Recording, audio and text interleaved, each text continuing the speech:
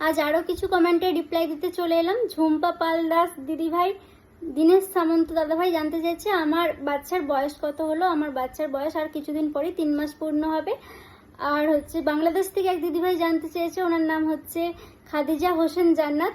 ওনার নাকি বাবু আসার পর পেটে বাবু আসার পর ঘাড়ে মুখে কালো কালো দাগ হয়ে গেছিলো, সেগুলো থেকে কিভাবে রেহাই পাবে।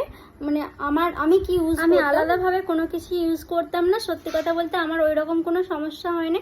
আমার যেটা সমস্যা হয়েছিল, আমার প্রচণ্ড র্যাশ বেরিয়েছিল। তবুও আমি বলে দিচ্ছি, আমি নর্মাল এমনি বডি ওয়াশ ইউজ করি।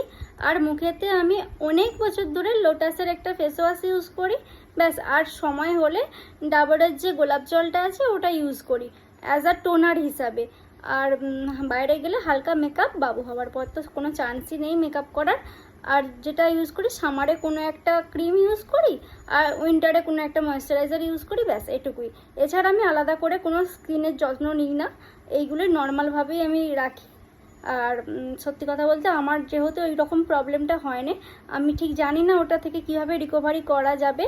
তো তুমি এক কাজ করতে পারো, ইউটিউবে ওই নিয়ে অনেক ভিডিও পেয়ে যাবে, আশা করছি মার্কেটে অনেক প্রোডাক্ট পেয়ে যাবে।